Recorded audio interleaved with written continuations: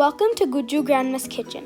Make sure you like, subscribe, and hit the notification bell to be notified every time we post a new recipe.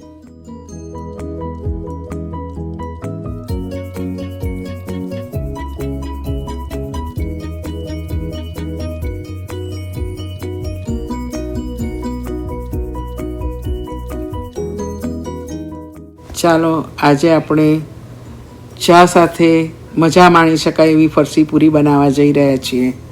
તેમાં 2 cup મેંદો, 1 cup ઘઉંનો લોટ, 3 tablespoon ઘી, 3 tablespoon oil, જીરા powder 1 teaspoon, મરી powder 1 teaspoon, cake જીરું 1 teaspoon, મીઠું 2 teaspoon, as per test, લાલ મરચું 2 tablespoon, હળદર 1/2 tablespoon.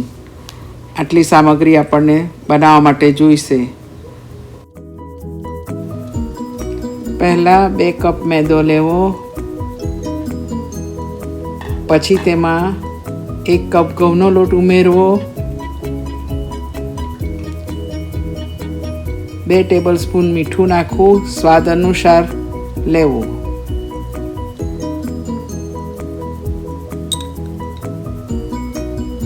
Cake જીરું 1 tablespoon, જીરા powder 1 tablespoon,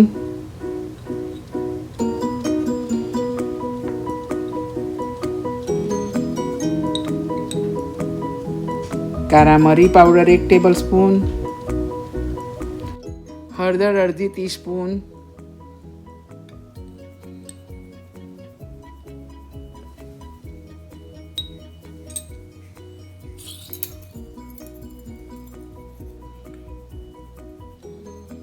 બે ટીસ્પૂન લાલ મરચું,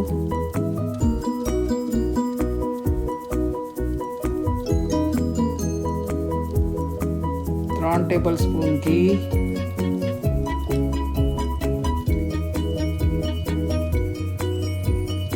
3 ટેબલસ્પૂન ઓઇલ, બધું બરાબર મિક્સ કરી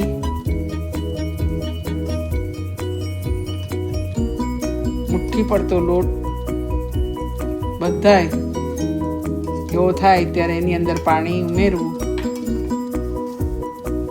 થોડું થોડું પાણી રેડતા જવું અને ડો બાંધતા જવું.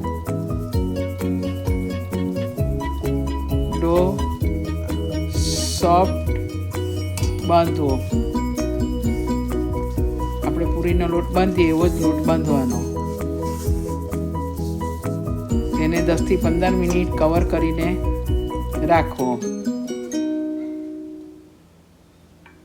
ત્યાર પછી ફરી ઓઇલવાળો હાથ કરી લોટને ખૂબ મસળવો.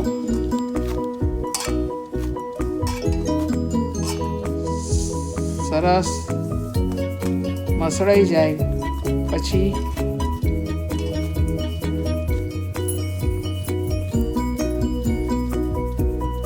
એના નાના નાના લુવા કરવા.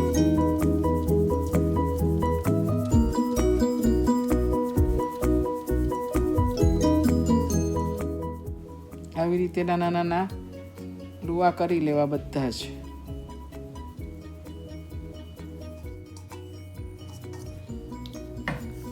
લુવા પાડીને એને 2 હાથ વડે હથેળીની અંદર દબાવીને લુવા પેંડા જેવા કરી લેવા અને તે પછી પાટલી વેલણ લઈને એની પર પૂરી વણવી.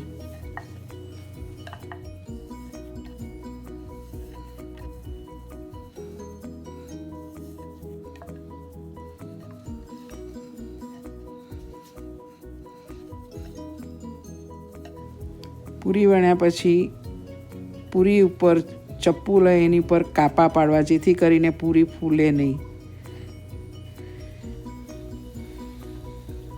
અને એ પૂરીને કઢાઈમાં તેલ ગરમ થાય એટલે નહીં ધીમો કે નહીં વધારે ફાસ્ટ ગેસ, એવી રીતે મીડિયમ ગેસ રાખી અને તેલમાં પૂરીને તરવા મૂકવી. પૂરીને મધ્યમ આંચે તળવી કે જેથી કરીને સરસ ગોલ્ડન કલરની તરાય. એને થોડી થોડી વારે ફેરવતા રહેવું.